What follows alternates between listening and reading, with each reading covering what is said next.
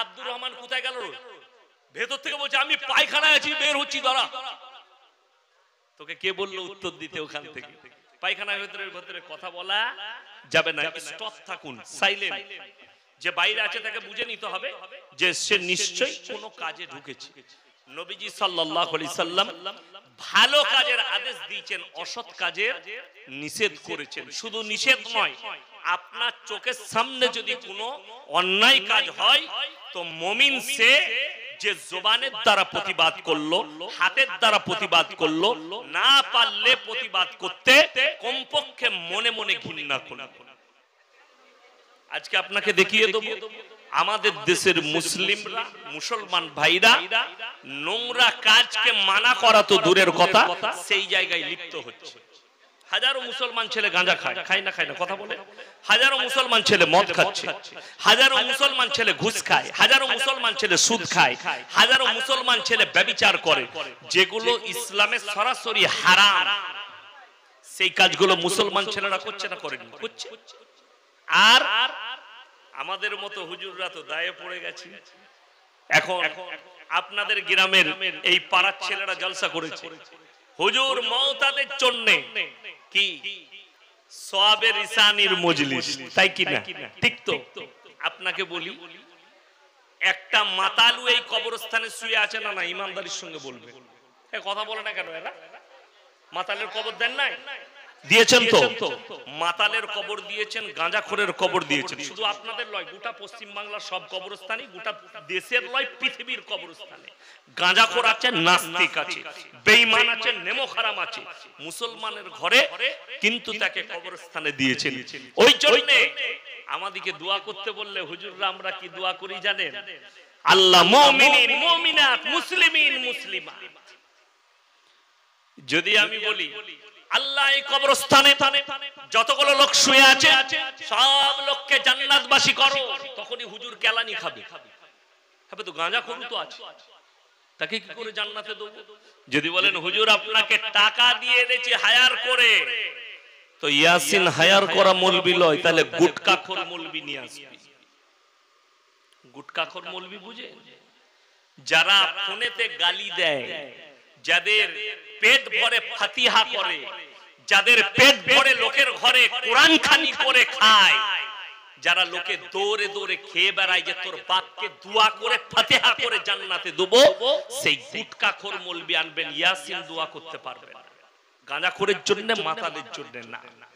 আমার আব্বা নামাজ পড়তো, আমি বলতে পারবো আল্লাহ নামাজ পড়েছে চাচা যান, নামাজের মধ্যে যদি কোনো কমি থাকে আল্লাহ ক্ষমা করে দিবে। যে মালের কিছুই নাই তার লেগে আল্লাহকে কি বলবো? আপনারা শিখিয়ে দেন কি দোয়া করব মাতালের লেগে, আপনারা শিখিয়ে দেন।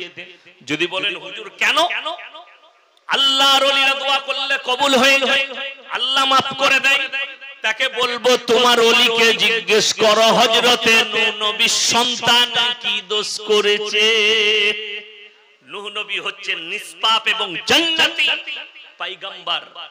আল্লাহ বললেন হাত নামিয়ে লাও, আমাকে মানেনি, আমার নবীকে মানেনি, তার জন্য দোয়া করতে পাবে না। আর তুমি বলছো হুজুর মাতাল আর গাঁজাখোরকে দোয়া করে জান্নাতে যাও, তোমার হুজুরের বীজ মারবে আর তোমারও বীজ মারবে ফেরেশতারা কবরে। এটা লিখে দিয়ে যাও। এই আশা ছেড়ে দিবে, আল্লাহর কাছে দোয়া করা যায় মুমিনের জন্য। আমি সেদিনে বলেছি হুগলি ডিস্ট্রিক্টে ঈশ্বরচন্দ্র বিদ্যাসাগরের বাড়ি কোথায়? মেদিনীপুরে না হুগলিতে? মেদিনীপুরে। খুব ভালো মানুষ ছিলেন, সমাজ সেবা করেছেন, সমাজের উপকার করেছেন, জ্ঞান বেটেছেন, ভালো কাজ করেছেন। এর বদলা তিনি কারো ক্ষতি করেননি। আল্লাহ তার বদলা কি দিবেন? তার বদলা আল্লাহ দুনিয়াতে দিয়ে দিয়েছে। কোথায় দিয়েছেন বললাম? কোথায়? দুনিয়াতে। প্রত্যেকটা হেডমাস্টারের অফিসে, স্কুল, হাই স্কুল, কলেজ, তার হেডমাস্টারের মাথায় ছবি টাঙানো থাকবে কার? ঈশ্বরচন্দ্র বিদ্যাসাগরের। তার জন্মদিন পালন হয়, তাদের মৃত্যু দিবস পালন হয়। এই বদলাটা দুনিয়াতে দিয়েছে আল্লাহর কসম। পরকালে কোনো বদলা পাবে না, বড়কালে কিচ্ছু পাবে না। যার কারণ হচ্ছে কালমা না পড়ার কারণে, আল্লাহর প্রতি ঈমান না আনার কারণে। এটা হচ্ছে সহি মাসলা এবং সহি আকীদা। যদি কেউ বলে একটা অমুসলিম ভাই কলমা পড়েনি কিন্তু সে মুসলমান হয়েছে, সে আপনার ভালো কাজ করেছে, উপকার করেছে, তার বদলা আল্লাহ তাকে দুনিয়াতে দিবে, আখিরাতে কলমা না পড়ার কারণে আল্লাহর কাছে কোনো কিছুই থাকবে না। এটা হচ্ছে আসল। আমাকে আমার এক বন্ধু ফোন করেছিল আমেরিকা থেকে যে হুজুর একজন অমুসলিম ভাই ঈমান এনেছে, স্বামী স্ত্রী ঈমান এনেছে, স্বামী স্ত্রী মুসলমান হয়েছে, তাদের কি বিয়ে পড়ানো লাগবে? দ্বিতীয়বার ইসলামের শরীয়ত সম্মত আবার বিয়ে পড়ানো লাগবে। তার কারণ দুটো, ইসলাম ছাড়া পৃথিবীর যতগুলো ধর্ম আছে দুটো জিনিস থেকে তারা গাফিল, তাদের নিকাহ পড়ানোর সময়, বিয়ে পড়ানোর সময়। ইসলামে মারাত্মক দুটো জিনিস যেটা শর্ত নিকার জন্য, এক নম্বর হচ্ছে ইজাব কবুল করানো, দ্বিতীয় নম্বর হচ্ছে সাক্ষী। এই দুটো মাস্ট, আর এই দুটোই অন্য কোন ধর্মে নেই, এই দুটোই অন্য কোন ধর্মে নেই। লোকের বউকে নিয়ে পালিয়ে গিয়ে যে কোনো জায়গায় আপনি বিয়ে করতে পারেন, কিন্তু ইসলামে জায়েজ নেই, শরীয়তে জায়েজ নেই। ওই জন্যই বিয়ে পড়ানো জরুরি, নিকাহ পড়ানো দ্বিতীয়বার। আমার মুসলমান ভাই একটা একটা করে বলবো, ব্রেনে ঢোকান। আজকে জানেন গোটা পৃথিবীতে মুসলমান লাঞ্ছিত, মুসলমান লজ্জিত, মুসলমান সব জায়গায় মার খাচ্ছে। তার কারণ দুটো, এক হচ্ছে আপনার কাছে না দুনিয়াবি এডুকেশন আছে, না আপনার কাছে দ্বীনি শিক্ষা। আমার মন ভরে গেল এই আপনাদের মক্তবের বাচ্চাটাকে দেখে। কত বয়স হবে? 8 বছর বয়স হবে, 7-8 বছর বয়স। ইমাম সাহেব মেহনত করেছেন, মেহনতের ফল আপনার দিকে দেখাল। তোতা পাখি জানেন? তোতা পাখি যদি বাচ্চা কিনে নিয়ে আসেন কথা শিখে, ঠিক কিনা? কথা বলো, কথা বলে, তোতা পাখি কথা বলে। কিন্তু একটা কথা মাথায় রাখবেন, বড় পাখি নিয়ে এলে সে কথা বলবে, ঠিক কিনা? এই বাচ্চারা হচ্ছে তোতা পাখি। এদিকে যদি এই বয়সে দ্বীনি শিক্ষা না দেন, এই বয়সে এদিকে এডুকেশন না দেন, এই বাচ্চারা নাস্তিক তৈরি হবে। আমি নাম করব না, আমার বর্ধমান বাঁকুড়ার মধ্যেই আছে ভালো আলেম, দেওবন্দের ফার্স্ট ক্লাস ফার্স্ট আলেম, তার ছেলে অমুসলিম মেয়েকে বিয়ে করেছে, নেমো খারাম নিজের নাম পর্যন্ত পাল্টে দিয়েছে। কেন? এই আলেমের দোষ না, শুনে নেন। তার এডুকেশনটা হয়েছে, তার শিক্ষাটা হয়েছে বেঈমান আর কাফেরের উপর।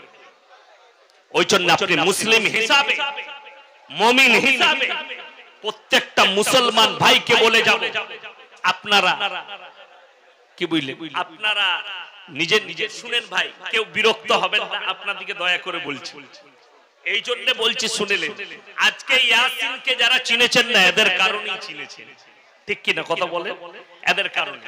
যাদের একটু কষ্ট হচ্ছে মিডিয়াগুলোর নাম জেনে নেবেন, কি বুঝলেন? আমি লাস্টে সব বলে বলে দেবো কোন মিডিয়াটা কি। সাবস্ক্রাইব করবেন, 2 দিন পরে, কালকে পরশু সব জলসা পেয়ে যাবেন। কাল থেকেই পাবেন জলসা, কি বুঝলেন? কাল থেকেই পাবেন। আপনাদের এই জলসাটা আবার শুনে নেবেন। বাবু তাড়াতাড়ি করো, কুইক সার্ভিস, তাড়াতাড়ি করো। আমার মুসলমান ভাই, এডুকেশন এমন একটা বড় জিনিস, আপনাদেরকে আমি এটা বলিনি, শুনেলেন? প্রত্যেকটা মুসলমান নরনারীর জন্য ফরজ হচ্ছে দ্বীনি ইলম হাসিল করা। কি বললাম? প্রত্যেকটা নরনারীর জন্য ফরজ, মুসলমান নরনারীর জন্য দ্বীনি ইলম হাসিল করা। তার মানে কি আলেম হওয়া, তার মানে কি কারি হওয়া, তার মানে কি ইমাম হওয়া, তার মানে কি মুফতি হওয়া না। আপনার ছেলেকে অতটা দ্বীনি শিক্ষা দেন যতটা দ্বীনি শিক্ষা করলে বেঈমান কাফের তার মাথায় কুমন্ত্র দিতে না পারে, তার ঈমান যেন বিক্রি না হয়ে যায়, সে যেন কুফরির মধ্যে না প্রবেশ করে, সে হারাম হালাল যেন বাঁচতে পারে, সে যেন বদদিনীর মধ্যে না চলে যায়, অতটা দ্বীনি ইলম তার মধ্যে দেন। কে বলল? আপনার ছেলে ডাক্তারের প্রয়োজন আছে, প্রফেসরের প্রয়োজন আছে। আমি গাড়িতে আসছিলাম, আমার 20 আগস্ট জলসা আছে বীরভূম ডিস্ট্রিক্টের দেউচা, পাচামির কাছে, যেখানে পাথর পাওয়া যায়, সেই পাশেই আমার জলসা আছে।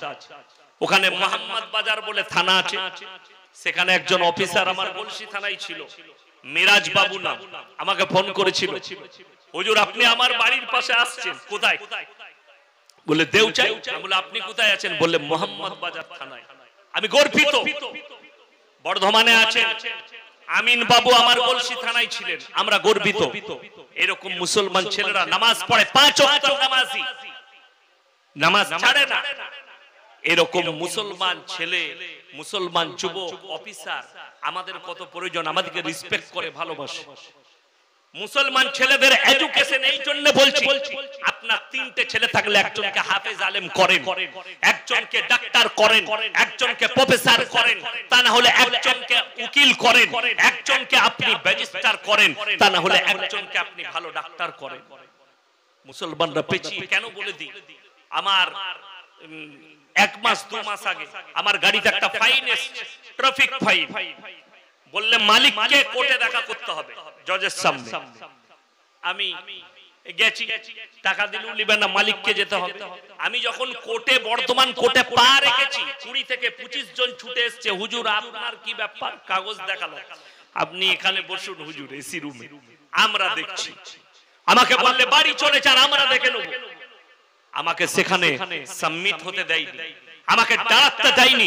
তারা আমার হয়ে কাজ করেছে, আমি গর্বিত যে এই মুসলমান ছেলে উকিল থাকার কারণে সে একটা আলেমের ইজ্জত, একটা দাড়ির ইজ্জত, একটা টুপির ইজ্জত করেছে।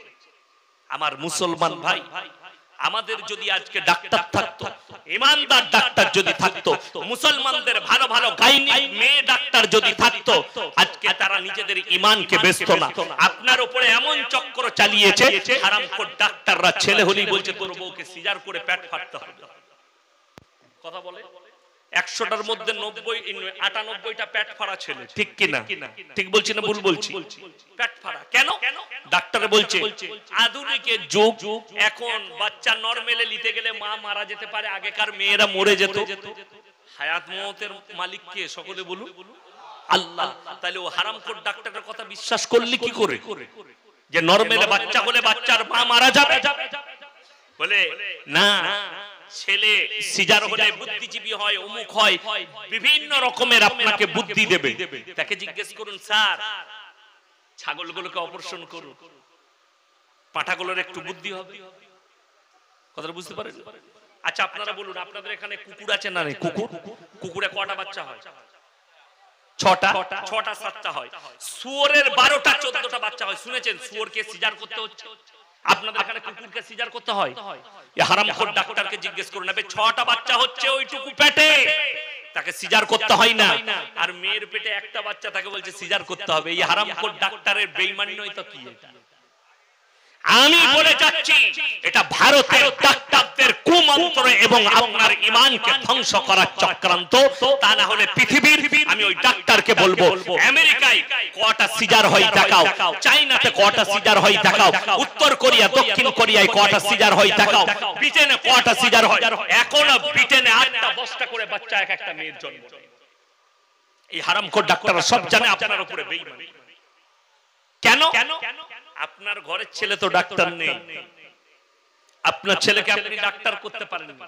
যে কটা হয়েছে সে কোটার মধ্যে অর্ধেক বেঈমান, যে কটা হয়েছে তার মধ্যে 50%, 100টা যদি মুসলিম ঘরের ছেলে ডাক্তার হয়েছে, 50% বেঈমান কাফের হয়ে গেছে। কেন? তার বাপ শিক্ষার সময় না তাকে দ্বীনি ইলম হাসিল করিয়েছে, না তাকে নামাজের তাকিদ দিয়েছে, না আল্লাহ আল্লাহর রাসূলের দ্বীন তাকে দিতে পেরেছে। তা না হলে তসলিমা নাসরিন কোন মূর্খ মেয়ে নয়। মূর্খ মেয়ে কথা বলে না, মূর্খ মেয়ে না, শিক্ষিত মেয়ে, যেখান সেখান থেকে পড়েনি, অক্সফোর্ড বিশ্ববিদ্যালয় থেকে পড়াশোনা করেছে। সেই মেয়ে নবীজির বিরুদ্ধে কলম টেনেছে। তার কারণ একটাই, তার কারণ হচ্ছে তাকে তো শিক্ষিত করেছে, তাকে আল্লাহর নবী সাল্লাল্লাহু আলাইহি সাল্লামের আদর্শ তার মা বাপ দেয়নি, অর্থাৎ তার মা বাপ পাপী হবে কিয়ামতের দিনে। যে মা বাপ নিজের সন্তানকে নামাজের দাওয়াত দেবে না, যে স্বামী তার স্ত্রীকে নামাজের জন্য দাওয়াত দেবে না, যে মা বাপ নিজের সন্তানকে নামাজের তাকিদ করবে না, 8 বছর 9 বছর থেকে বালিগ হওয়ার পর থেকে তার পাপের ভার মা বাপকে নিতে হবে। এটা মাথায় রাখবেন। আপনি আপনার বোনকে, ভাইরা শুনে যান, যে ভাই নিজের বোনকে মাথায় কাপড় দেবার জন্য, পর্দা করার জন্য তাকিদ করেন, এই ভাই ফেরে পড়বে, বাপ ফেরে পড়বে, স্বামী ফেরে পড়বে। অত সহজ নয় ইসলাম। আপনি মনে করছেন যে আপনি নিজে মুমিন, আপনি নিজে ঈমানদার, আপনি বেঁচে গেছেন, আপনার কিছুই নেই, আপনি বেঁচে গেছেন। আমি নিজে নামাজ পড়ি, আমি নিজে মুমিন, আমি নিজে 5 ওয়াক্ত নামাজি, কে কি করছে আমার দেখার দরকার নেই, কখনো নয়। আপনাকে দাওয়াত দিতে হবে। হিদায়াতের মালিক সকলে বলুন কে? আল্লাহ। আপনি দাওয়াত দেন, আল্লাহ আপনাকে দায়ী করেছে, আপনি দাওয়াত দিবেন। স্ত্রীকে দাওয়াত দেন, পুত্রকে দাওয়াত দেন, প্রতিবেশীকে দাওয়াত দেন, ভাইকে দাওয়াত দেন। আপনার এটা কর্তব্য, আপনি পালন করুন। আপনি আল্লাহকে বলতে পারবেন কি হয়েছে, ওই তুমি অত কুটকুট করো কেন, তুমি চুপচাপ বসো। আমার ভাই, একটা কথা আপনারা মাথায় রাখবেন যে সব সময় যে নিজের সন্তানকে আপনি দাওয়াত দিবেন, সন্তান যখন বালিগ হয়ে যাবে তারপরে যদি আপনার কথাকে অ্যাভয়েড করে, স্ত্রীকে দাওয়াত দিলেন, স্ত্রী যদি আপনার কথাকে অ্যাভয়েড করেন, আপনি আল্লাহর কাছে বলতে পারবেন, আল্লাহ আমি আমার স্ত্রীকে দাওয়াত দিয়েছি, সন্তানকে দাওয়াত দিয়েছি, তারা আমার কথা মেনে নেয়নি, অর্থাৎ কিয়ামতের দিন আপনি পার পেয়ে গেলেন। কিন্তু আপনি আপনার স্ত্রীকে দাওয়াত দিলেন না, আপনার পরিবারকে দাওয়াত দিলেন না, সন্তানকে দাওয়াত দিলেন না, আপনি বিপদগামী হবেন। আজকে মুসলমান ভাই, আপনাদেরকে একটাই কথা বলে যাব এবং নসিহত করব যে আপনারা নিয়ত করলেন আমরা সবাই দ্বীনের কাজের সঙ্গে জুড়ব। জোরে বলুন ইনশাআল্লাহ। দ্বীনের সঙ্গে জুড়ে যান। আপনার টাচ যেন কোরআন হাদিসের সঙ্গে হয়, নবীজি সাল্লাল্লাহু আলাইহি সাল্লামের আখলাক এবং চরিত্রের সঙ্গে হয়, বেঈমান কাফেরের চরিত্রের সঙ্গে নয়। আপনার চলাফেরাটা কোন আর্টিস্টের দ্বারা হবে না, আপনার চলাফেরাটা কোন বেঈমান কাফেরের আখলাকের দ্বারা নয়, আপনার উঠা বসাটা, খাওয়া দাওয়াটা, চলাফেরাটা ইংরেজদের দেখে নয়, দালালদের দেখে নয়, বেঈমান কাফেরের নয়, ইহুদি নাসারাদের নয়। আপনার আখলাক আর চরিত্র, আপনার উঠা বসা, আপনার খাওয়া দাওয়া, আপনার সবকিছু নবীজি সাল্লাল্লাহু আলাইহি সাল্লাম এবং তিনার সাহাবীর আখলাক মোতাবেক হবে। জোরে বলুন ইনশাআল্লাহ। ওই জন্য তো নবীজি কি দিয়ে জানেন, কোরআনে আপনি কি পাননি, কেন পাননি তার কারণ আছে, আমি বলে দিই কেন পাননি। তার কারণ একটাই, আপনারা পাননি বলতে আপনারা নিতে চাননি। নিতে পেরেছি কেউ? আমরা নিতে পারি। বাংলা মানে কোরআন আছে, আপনার স্ত্রীকে তুলে দিতে পারেন। আপনার স্ত্রীকে যদি তুলে দিয়েছেন, হাতে মোবাইল দিয়েছি, জানো আমার স্ত্রী স্মার্ট হয়, মোবাইল সম্পর্কে জানে, আমার স্ত্রী ফেসবুক চালাবে, আমার স্ত্রী হোয়াটসঅ্যাপ চালাবে, আমার স্ত্রীর সঙ্গে ভিডিও কলে কথা বলবো, সব দিয়েছে। কোরআনটা তুলে দিতে পারে, কোরআন তুলে দিতে পারেন না। আজকে বড় কষ্টের কথা, আপনি বিয়েতে, শাদীতে, যে কোনো জায়গায় ইসলামিক কৃষ্টি কালচারই নাই, আমরা দেখতে পাই না, নবীজির সুন্নাত দেখতে পাই না। যতগুলো দেখতে পাই সমাজ বিরোধী কাজ, ইসলাম বিরোধী, রাসূল বিরোধী, হাদিস বিরোধী, কোরআন বিরোধী কাজ। আর আপনারা বলছেন নিকাহ পড়ানো হয় সুন্নত তরিকায়। যেমন বিয়েতে ছেলেরা শোনাচ্ছেন পড়ে। কালকে আমি মাদ্রাসার মসজিদের জন্য গিয়েছিলাম, বীরভূম ডিস্ট্রিক্ট, যেখানে পাথর পাওয়া যায়। জাহির ভাই বলে একজন আছে, আঙ্গুর ভাই বলে, ওনাদের কাছে গেলাম, অনেক টাকা দিয়েছে। আমাকে জিজ্ঞেস করছে, এত বড় লোক, আল্লাহ এত মাল দিয়েছে, গোটা শরীরে একটাও সোনার আংটি নাই, এত ইমানদার, একটা সোনার জিনিস নাই, আর আপনাকে দেখিয়ে দেবো 10 লাখ টাকার মালিক নয়, 10টা আঙ্গুলের সোনার আংটি হারাম করে পড়ে রেখেছে, যেগুলো সম্পূর্ণ হারাম। বিয়ে করতে যাচ্ছে, একটা আংটি দিয়েছে, আংটি পরে বিয়ে করতে গেছে, আর বিয়ে পড়ানোর সময় আংটি খুলে নিচ্ছে, বলছে বিয়ে পড়ানোর সময় আংটি খুলে দিতে হয়। বিয়ের সময় খোলা যায় আর অন্য সময় পড়া যায় যাচ্ছে। সোনা পুরুষের জন্য হারাম, সম্পূর্ণ হারাম। এক চুল পরিমাণ সোনা রাখতে পারবেন। এইটা হচ্ছে কিনা, একটু কম করো সাউন্ডটা। আমার ভাই সোনাটা সম্পূর্ণ হারাম। আপনি কি রাখতে পারেন? যদি সফরের মধ্যে যান, এতটা রূপোর আংটি আপনি পরতে পারবেন যতটা রূপোর আংটিটা বিক্রি করে যেন আপনার কাফন দাফন হয়ে যায়। ওই জন্য, তা না হলে জায়েজ নাই। আমার মুসলমান ভাই, আমরা ইসলামটাকে ইসলামের মতো লইনি, ইসলামটাকে আমার মতো নিজের মতো করে সবাই চালাচ্ছে। সবাই ভাবছে আমি মুমিন, আমি যা করছি এটা ইসলাম। না, যারা মনে করছেন নামাজ পড়ি, রোজা রাখি, তাসবিহ তেলাওয়াত করি, এটা ইসলাম না। ইসলাম মানে হচ্ছে পুরো একটা জীবন ব্যবস্থার নাম ইসলাম। ইসলাম অত সহজ নয়। তা না হলে আজকে দেখতে পাবেন গোটা পৃথিবীর মুসলমান উলামা থেকে বিচ্ছিন্ন, আলেম থেকে বিচ্ছিন্ন, কোরআন থেকে বিচ্ছিন্ন, ইসলাম থেকে বিচ্ছিন্ন। কেন? অথচ তারা নিজেদিকে মুসলমান বলে দাবা করে বসে আছে। নিজেদিকে বলছে আমরা মুসলমান, লোকের কাছে প্রকাশ করছে আমি মুসলমান।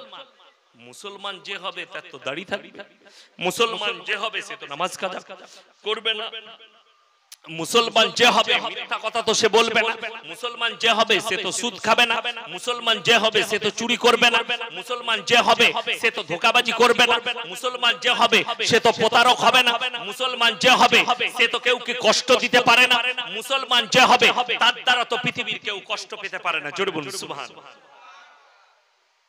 আজকে বলে দেব, মুসলমান মুসলমানের দ্বারা কষ্ট পাচ্ছে, মুসলমান মুসলমানকে মারছে, মুসলমান মুসলমানের রক্ত বোয়াচ্ছে।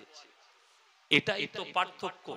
আল্লাহর নবী সাহাবীদের আখলাক খুলে দেখে, যখন মদিনাতে এসেছে হিজরত করে, নবী এবং সাহাবীরা জানেন মদিনার মানুষ আনসারদের কাছে যে মাল ছিল, যার কাছে দুটো খেজুর গাছ, আল্লাহর নবী সাহাবীদেরকে একটা খেজুর গাছ দিয়ে দিয়েছে, এইটা নিয়ে তুমি ব্যবসা করে সংসার চালাও। জোরে বলুন সুবহানাল্লাহ। যার কাছে দুটো বিবি ছিল, একটা বিবি দিয়ে দিয়েছে, এই বিবিটা তোমার। এইভাবে বাটোয়ারা করেছে। কেউ মেয়ের সঙ্গে বিবাহ দিয়েছে কোন সাহাবী, এবং তাদেরকে মালের হিস্সা দিয়েছে, ঘরের হিস্সা দিয়েছে, এবং তাদের হেল্প করেছে।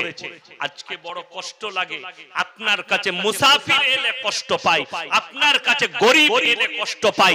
আপনাকে আল্লাহ মাল দিয়েছে, আপনি গরিবের খোঁজ রাখেন না, আর নিজেকে মুমিন বলে পরিচয় দেন। অথচ হাদিসে আছে যারা মালদার হবে তাদের উচিত তোমরা তোমাদের বাড়ির দেওয়ালটা একটু নিচে করো। তুমি এই জন্য দেওয়ালটা নিচে করবে, ছোট করবে, যেন গরিবের গরিবিটা দেখতে পাও। তোমার পাশে যে গরিব বাস করছে সে খেতে পেলো কিনা এটা নজর রাখার জন্য দেওয়ালটাকে নিচু করো। অমুকের বাড়িতে চুলা জ্বলেছে কিনা, অমুকের বাড়িতে খানা হয়েছে কিনা, এটা তোমরা নজরে রাখো। আজকে বলুন, আমরা কজন কার কার খোঁজ নেই? কোন গরিবের কোন এতিমের খোঁজ নিয়েছেন? হাজারো বাচ্চা রাস্তায় ঘুরে বেড়াচ্ছে, হাজারো গরিব রাস্তার মধ্যে আছে, হাজারো মুসলমান গরিব মেয়ের বিয়ে দিতে পারেনি। তারা কি করেছে? বন্ধন লোন নিয়েছে, গ্রুপ লোন নিয়েছে মেয়ের বিয়ে দিবার জন্য। শুনে রেখে দেন, একটা গ্রামে কোন গরিব সে যদি বাড়ি করার জন্য গ্রুপ লোন নেয়, বন্ধন লোন নেয়, মেয়ের বিয়ে দিবার জন্য বন্ধন লোন নেয়, সে একা পাপী নয়। সেই গ্রামের যারা মালদার থাকবে, যাদের যাকাত ফরজ হয়েছে, যারা যাকাত দেয়নি, সেই বড় লোকরাও পাপী হবে। এত সহজ ইসলাম নয়। আপনার আল্লাহ যাকাত ফরজ করেছে, আপনার 1 লাখ টাকা যাকাত বেরোবে, আপনি যাকাতই দেননি, আর আপনি বলছেন আমার মতো হাজী সাহেব কেউ নাই, তুই তো যাকাতের পয়সা খাচ্ছিস। কথা বুঝতে পেরেছেন না? পারেন? আমাকে দাওয়াত দিলে ভেবে দিবেন, কার গায়ে লাগবে জানি না, আমি বলে চলে যাব, আমাকে দাওয়াত দিবেন, প্রয়োজন নাই, আমার অসুবিধা নাই। তুমি দাওয়াত দিবে না, আর কেউ দাওয়াত দিবে, অসুবিধা কি আছে? কিন্তু আমাকে দাওয়াত দিলে তোমার গায়ে লাগবে না, কোথায় পোষা পড়বে আমি জানি না, আমার কথা আপনাকে শুনতে হবে। যদি আপনার মনে হয় আপনি ভুল বলছেন, কেটে দেন আমার কাছে এসে, যে আপনি রং বললেন, কেটে দেন, আমি আপনার কথা মেনে নেব। আপনি বুঝিয়ে দিবেন কোরআন হাদিস দ্বারা যে দান করা যাবে না, কোরআন হাদিস দ্বারা তাকে গরিবকে দেওয়া যাবে না, খালি বুঝিয়ে দিয়ে চলে যান, আমি আপনাকে কোরআন শুনিয়ে দেব। ওই জন্য তো মুসলমানের বরকত নেই, কোরআনে আছে ওয়াতিদাল কুরবা, কাছের গরিবকে দেখো।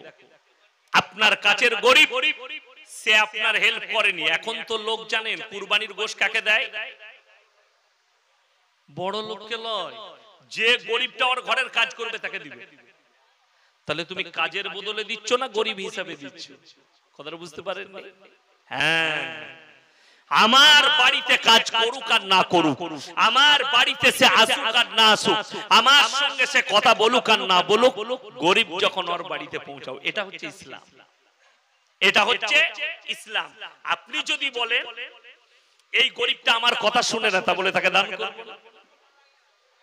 একটা গ্রামে যদি 10 জন বড় লোক থাকে, খুব ভালো করে বুঝবেন, 1 লাখ টাকা নয় 50,000 করে যদি যাকাত বের হয়, 5-10 কত হলো? 50, 5 লাখ টাকা।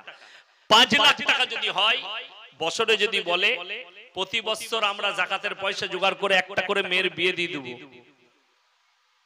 গরিবকে আর কি নিতে হবে? বন্ধন লোন নিতে হবে।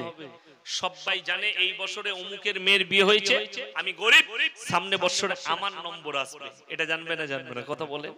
কিন্তু আমরা গরিবরা জানে আমাদেরকে হেল্প করে না। আরে দেখিয়ে তবু আমি কলকাতা বর্তমানে কুকুরের পেছনে 10,000 খরচ করে হারামখোর কোন গরিব মানুষ তার দরজায় এসে মেয়ের বিয়ের জন্য চাইলে হারামখোর 10 টাকা দেয়। কুকুরের পেছনে 30,000 খরচ করে। যেমন আমাদের দেশে করোনা হয়েছিল না হয়নি? কথা বলে। করোনার সময় দেখেছিলেন হাজার হাজার শ্রমিক দিল্লি, বোম্বাই, গুজরাট থেকে, হায়দ্রাবাদ থেকে হেঁটে হেঁটে বাড়ি ফিরেছে বিহারের আর বাংলার মানুষ, ঠিক কিনা? কথা বলে। গাড়ি বন্ধ, পাইদল যাও, হেঁটে হেঁটে গেছে গেছে। কত পেরেশানি জানেন? কোথাও পুলিশে পেরেশানি করেছে, কোথাও আপনার সিআরপিএফ এ পেরেশানি করেছে, তাদেরকে ভালো করে চলতে দেয়নি রাস্তাঘাটে, তাদের উপরে অত্যাচার করেছে। হ্যাঁ, আমাদের দেশের কুত্তা মিডিয়াওয়ালারা অস্ট্রেলিয়া থেকে আমাদের দেশের প্রধানমন্ত্রী 4টা না 5টা চিতা বাঘ এনে হেলো, 7টা। 3 দিন খালি মিডিয়াগুলো ওদের পোঁদে পোঁদে ঘুরে বেরিয়েছিল ক্যামেরা নিয়ে। ये देखिए चीता जो है अभी खाना खा रहा है, चीता जो है अभी पेशाब कर रहा है, चीता जो है अभी पायखाना कर रहा है। अबे देश के लोग मर रहा था, तब तू क्या कर रहा था? দেশের মানুষ মারা যাচ্ছে, তখন একটা গাড়ি দিতে পারেনি। হার চিতাবাগের সেবা করছে, বললে हमारे देश के प्रधानमंत्री जी कितने अच्छे हैं, जानवर से कितना मोहब्बत करते हैं। अबे इंसान से तो पहले कर ले। इंसान आगे ना जानवर आगे? কথা বলে। যদি বলে জানোয়ার আগে যারা বলবেন তাদেরকে কোরআন শোনায়, ইন্না জাআলনা মা আলাল আরদি জিনাতাল লাহুম লিনাবলুয়াহুম আইয়ুকুম আহসানু আমালা। হে আমার বিশ্ব নবী, পৃথিবীর মানুষকে বলো, এই গোটা পৃথিবীটা আমি আল্লাহ সুসজ্জিত করেছি শুধুমাত্র আমার বান্দাদের জন্য। জোরে বলুন সুবহানাল্লাহ। যা কিছু আছে আমি আমার বান্দার জন্য সুসজ্জিত করেছি। ওয়া ইন্না লা জাইলুনা মা আলাইহা সাইদান জুরুজা। হে আমার বিশ্ব নবী, এই সুসজ্জিত দুনিয়াকে এমন একটা দিন আসবে যেদিনে আমি আল্লাহ ধুলি কোনায় পরিণত করে দেব। এটা কোরআন আমার কাছে। অন্য জায়গায় আল্লাহ বললেন, হে আমার নবী, পৃথিবীতে যতগুলো আমার সৃষ্টি আছে সব থেকে উত্তম সৃষ্টি হচ্ছে মানুষ। জোরে বলুন সুবহানাল্লাহ। সুন্দর রূপে সৃষ্টি করেছি, যাদেরকে আকৃতি দিয়েছি, সৌন্দর্যতা দিয়েছি, ব্রেন দিয়েছি, বুদ্ধি দিয়েছি, বিবেক দিয়েছি। আপনাকে বলে দিই, খুব ভালো করে বুঝবেন মানুষ কি জানোয়ার কি।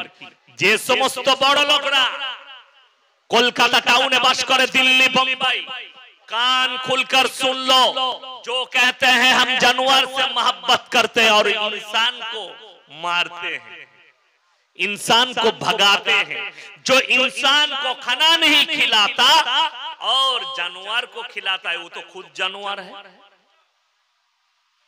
কালকেই যখন ফেসবুকে বায়ানটা যাবে অনেক মাল গালি দিতে লাগবে। কারা? যারা কুকুরকে ভাত দেয়, লোক মানুষকে দেয়। যাদের বউরা কুকুরের পাশে শোয় সেই মাল কটা কাল আমাকে গালি দেবে, ফেসবুকে দেখতে পাবে। যারা গাল দিচ্ছে ও মাল কটার বউরাই কুকুরের সাথে শোয় আর কুকুরের পেছনে টাকা খরচ করে।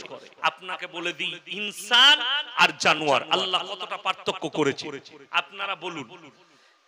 মানুষের পরিচয় বাপের দ্বারা না মায়ের দ্বারা? কথা বলে বাপের দ্বারা। আপনারা আমার মাকে চিনেন না আমার বাবাকে? কথা বলে না? আমার আব্বাকে চিনেন, মোল্লা শওকত আলী সাহেবের ছেলে, ঠিক কি না? আমার মায়ের নাম কেউ জানেন না কেন? আল্লাহ তাআলা এটা বড় দৌলত দিয়েছে পৃথিবীর যতগুলো সৃষ্টি আছে, যে মানুষের পরিচয় হবে বাপের দ্বারা, এটাই হচ্ছে হালাল পরিচয়, আর জানোয়ারের পরিচয় হচ্ছে মায়ের দ্বারা। জোরে বলবেন না সুবহানাল্লাহ? এ ভাত খেয়েছেন রাতের বেলায়? খাননি? সুবহানাল্লাহ বলতে লজ্জা লাগছে? জোরে বলুন সুবহানাল্লাহ। আল্লাহ আপনাকে বাপের দ্বারা পরিচয় দিয়েছে যে এটা অমুক বাপের সন্তান। জানোয়ারের পরিচয় হচ্ছে মায়ের দ্বারা। কুকুরের পরিচয় কি বলে? ওই কুকুরটার ছানা এটা, বলে না? বলে না? এই দেখ এই বিড়ালটার ছানা এটা, ওই দেখ ওই শুয়োরটার ছানা এটা। আমরা গায়ের বাচ্চা বলি না, ষাঁড়ের বাচ্চা বলি? গায়ের বাচ্চা সালা মাঠে ঘাটে কোথায় গেছে, কে চেপেছে কেউ জানে না, কিন্তু গায়ের বাচ্চা হয়েছে মানে গায়ের বাচ্চা, ওই গাইটার বাচ্চা, ঠিক কি না? কথা বলে। আমেরিকা, লন্ডন, ব্রিটেনে সরকার পার্লামেন্টে পাস করিয়েছে, এরপর সেখানে মায়ের পরিচয়ে ছেলেরা বাঁচতে পারে। তার মানে ওর মায়ের সাথে যে কেউ শোক, ছেলেটা মায়ের। মানে এদের আর জানোয়ারের কোনো পার্থক্য হলো? কথা বলেন না। আমার আল্লাহ পার্থক্য এটাই দিয়েছে যে একটা জানোয়ারের জীবজন্তুর পরিচয় হচ্ছে মায়ের দ্বারা, আর একটা ঈমানদার মুমিনের মানুষের পরিচয় আমি আল্লাহ দিয়েছি তার বাপের দ্বারা। জোরে বলুন সুবহানাল্লাহ। ওই জন্য আপনি মানুষ, ওই জন্য আল্লাহ আপনাকে এত সুন্দর বানিয়েছেন, ব্রেন, বুদ্ধি, বিবেক দিয়েছে। বিশ্বাস করুন আল্লাহ রাব্বুল আলামিন এত বড় মেহেরবান, বেনিয়াজ, পাক। যারা এখানে পাপ করেন, যে সমস্ত মাদের কানে আমার আওয়াজ যাচ্ছে, যারা পরকিয়া করে, যারা জিনা করেছে পুরুষরা, যে মেয়েরা জিনা করে, তারা কান খুলে শোনো, যে বাচ্চাটা তোমাদের কোকে আসবে সেই বাচ্চা পাপী নয়, মা আর বাপ পাপী। যদি কেউ নিজের অবৈধ বাচ্চা মারা যায়, সেই ছেলেটা জান্নাতি। আমি ইয়াসিন বলে যাচ্ছি।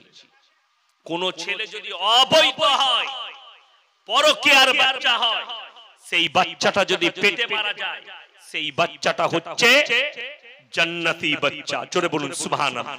আল্লাহ এতটা মেহেরবান। কোন যদি হিন্দু ঘরের বাচ্চা, নিষ্পাপ বাচ্চা, এটার উপরে ইখতিলাফ আছে, সে যদি মারা যায় বাচ্চা ছেলে, সেই বাচ্চার জন্য অনেক অনেক মুহাদ্দিসিন বলেছেন সেই বাচ্চাটা মুসলমান হয়ে মারা গেছে, সেই বাচ্চাটা জান্নাতি। জোরে বলুন সুবহানাল্লাহ। ওই জন্য আমার আল্লাহ মেহেরবান, বেনিয়াজ, পাক। প্রশংসার ভাষা নেই যে আল্লাহ আপনাকে মানুষ করেছে, আল্লাহ আপনাকে মুমিন বানিয়েছে, ঈমানদার বানিয়েছেন। আপনাকে কোনো জানোয়ার বানায়নি। মায়ের পরিচয় নয়, আপনাকে বাপের পরিচয় আল্লাহ দিয়েছে, যাতে এটা হালাল সন্তান হয় এক বাপে। ওই জন্য শুনেলেন অনেক মেয়েরা আমাদের দেশের, দেখবেন একটা ফিল্ম বেরিয়েছিল 72 হুরে, একটা ফিল্ম বেরিয়েছে कि मुसलमान लोग कहते हैं जन्नत में हूरे मिलेंगे। कितना? किसी ने कह दिया कि 72 हूरे मिलेंगे। चलो भाई 1 मिनट के लिए 72 हूर मिल जाएंगे। इन लोग के पास क्या जवाब है? अगर लड़का को हूर मिलेगी तो फिर लड़की को क्या मिलने वाला? मेरा क्या? हम तो उससे कहते हैं हमसे मुलाकात करो, हम समझा देंगे क्या मिलेगा। पहले तो हम ये पूछ लेंगे तेरे बाप कितना है। পানিটা দেন। কথাটা বুঝতে পেরেছেন? কেউ কি যদি জিজ্ঞেস করেন ভাই তোর বাপ কটা মারবে না জুতো করে, হ্যাঁ বে বাপ জিজ্ঞেস করলি কেন বে? কিন্তু যদি জিজ্ঞেস করে তোর মা কটা, বলবে আমার বাপের একটাই বিয়ে, রাগ করবে না, ঠিক কি না? আপনারা আমাকে যদি জিজ্ঞেস করেন হুজুর আপনার কটা মা, আমি বলবো একটাই মা, আমার বাপের একটাই বিয়ে হয়েছিল, রাগ করার কিছু নাই। কিন্তু কেউ যদি বলে হুজুর আপনার বাপ কটা, তাহলে মারবো না তাকে জুতো করে। তাহলে কি বললি? বাপ কটা? যে কোনো ভালো ভদ্র মানুষ রেগে যাবে, বাপ কটা রেগে যাবে। কেন? একটা স্ত্রীর দুটো স্বামী হলে বিপত্তি ঘটবে। ছেলেটা কার বোঝা যাবে না। একটা স্বামী দুটো বিবি হলে যদি এই বিবির সঙ্গে প্রথম বিবির সঙ্গে সহবাস করে, তার পেটে বাচ্চা আছে, জানা যাবে এটার বাপ এটা। আর যদি ওই বাচ্চার সঙ্গে ওই দ্বিতীয় স্ত্রীর সঙ্গে করে, বোঝা যাবে ওটা দ্বিতীয় স্ত্রীর পেটে বাচ্চা, মানে আমারই বাচ্চা। দুটোর বাপ একজনাই। কিন্তু একটা মেয়ের দুটো স্বামী হলে তাকে রক্ত রিপোর্ট করতে হবে, বহু ঝামেলা করতে হবে, মেডিকেল চেক আপ। ছেলেটা কার?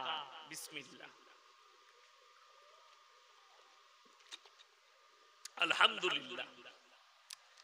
ইমাম সাহেব জানে ঠান্ডা খায়, চাগাতে গেলে ঠান্ডা দিতে হবে। আলহামদুলিল্লাহ। আমার মুসলমান ভাই, ওই জন্য জান্নাতে নারীরা যদি জান্নাতি হয়, নিজের স্বামীকে পাবে। জোরে বলুন সুবহানাল্লাহ।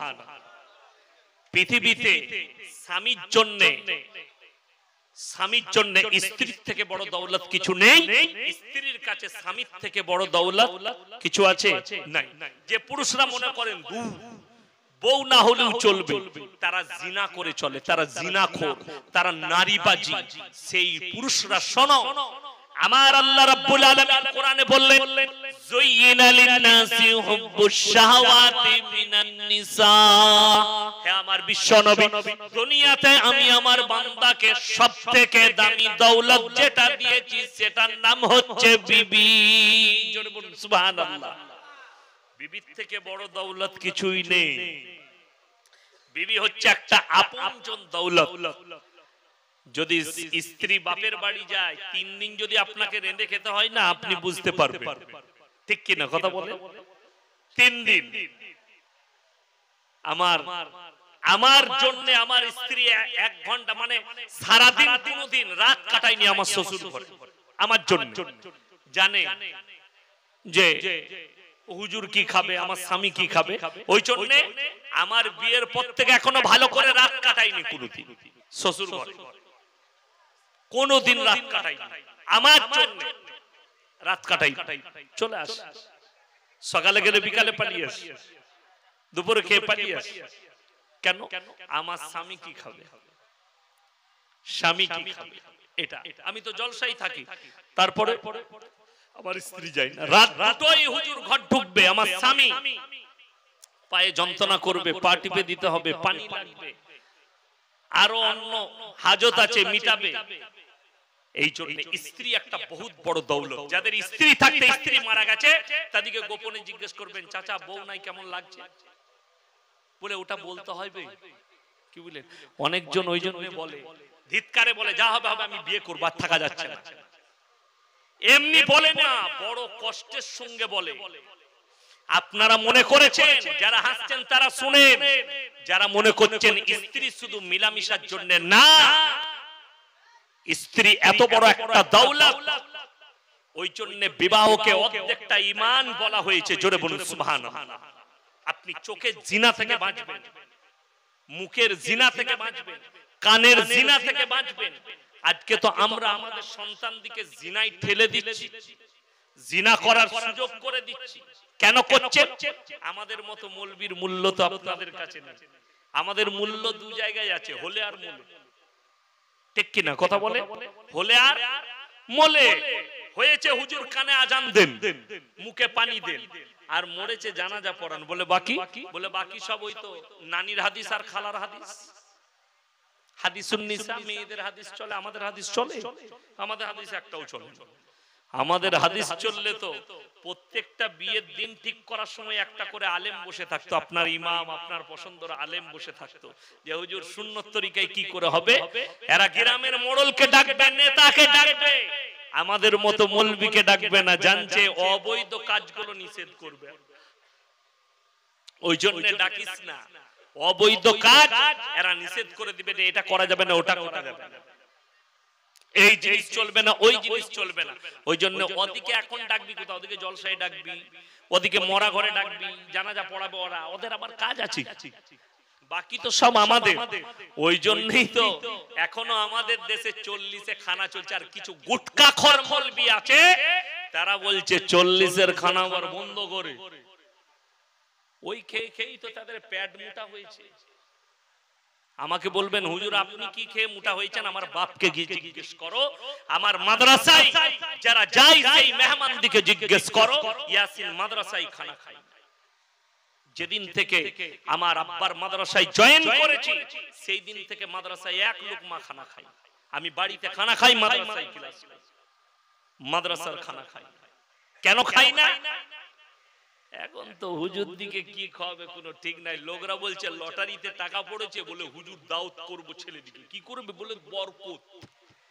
লটারিতে টাকা পড়েছে, সুদের উপরে টাকা করেছে বলে এক বছরে 5 লাখ টাকা সুদে লাভ হয়েছে। কি করব বলে তাহলে মাসার ছেলে দিকে দাওয়াত খাই দে। আমাদের আর ইলম হাসিল হবে না, দোয়া কবুল হবে।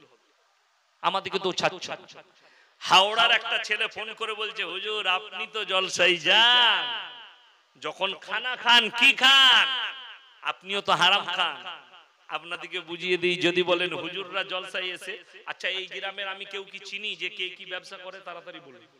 কেউ কিন্তু চিনি না। আমি যখন চিনি না, আপনারা দাওয়াত দিয়েছেন, আপনারা মুমিন ভাই হিসাবে আপনাদের উচিত আমাকে হালাল মালটাই খাওয়ানো। হারাম যে আমাকে খাওয়াবে হুজুর দিকে, সেটার পাপী তারা হবে জেনে শুনে যারা আমাদেরকে হারাম খাওয়াবে। এটা লিখে নিয়ে যান। আমি পাপী নয়, হুজুররা পাপী নয়, তোমরা পাপী, যে খাওয়াচ্ছে সে পাপী। অত সহজ নয়। খালি মনে করছে হুজুর দিকে ফেরে ফেলাবো, এই চন্ডেই তো আজকে। এবং আমার মাননীয় শ্রোতা মণ্ডলী, পর্দার অন্তরালে আমার মায়েরা এবং বোনেরা, এবং আমাদের ধর্মসভায় আগত যে সমস্ত দলিত আদিবাসী হিন্দু ভাই এসেছেন তাদেরকে ওয়েলকাম, স্বাগত, সাদরে গ্রহণ করব, আন্তরিক ভালোবাসা শুভেচ্ছা জানাবো। সবাই একবার আল্লাহ রাসূল সাল্লাল্লাহু আলাইহি সাল্লামের প্রতি মহব্বতের সঙ্গে দরুদ পাঠ করি। আল্লাহুম্মা সাল্লি আলা মুহাম্মাদিন ওয়া আলা আলি মুহাম্মাদ কামা সাল্লাইতা আলা ইব্রাহিম ওয়া আলা আলি ইব্রাহিম ইন্নাকা হামিদুম মাজিদ। আল্লাহুম্মা বারিক আলা মুহাম্মাদিন ওয়া আলা আলি মুহাম্মাদ কামা বারাকতা আলা ইব্রাহিম ওয়া আলা আলি ইব্রাহিম ইন্নাকা হামিদুম মাজিদ। গুটি কয়েক কথা আলোচনা করব, আমরা সবাই আমল করব, বলুন ইনশাআল্লাহ।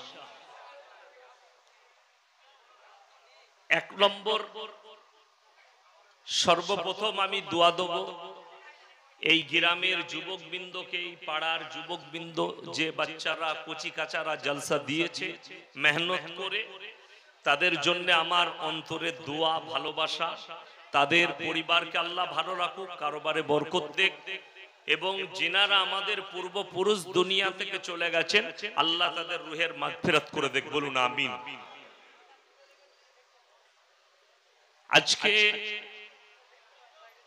আমরা এখানে বসেছি আল্লাহর মহব্বতে, আল্লাহর প্রেমে, আল্লাহর ভালোবাসায়, রসুলের মহব্বতে।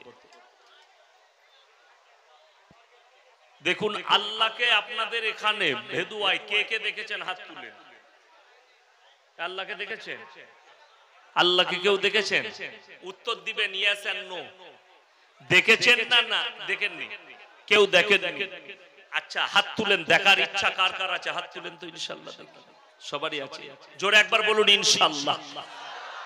যদি আল্লাহকে দেখার ইচ্ছা থাকে তো আজ থেকে নিয়ত করলেন আমরা পাকাপোক্ত মুমিন হব। জোরে বলুন ইনশাআল্লাহ।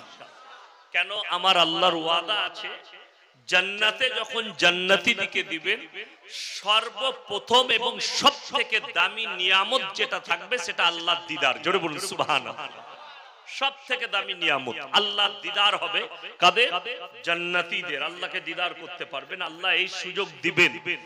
জাহান্নামী দিকে নয়, জান্নাতি দিকে আল্লাহ দিবেন আল্লাহর দিদারের সুযোগ। তাই সবাই ওয়াদা করুন আমরা সবাই মুমিন হব। জোরে বলুন ইনশাআল্লাহ। ভারতে বর্তমানে 40 কোটি মুসলমান আছে।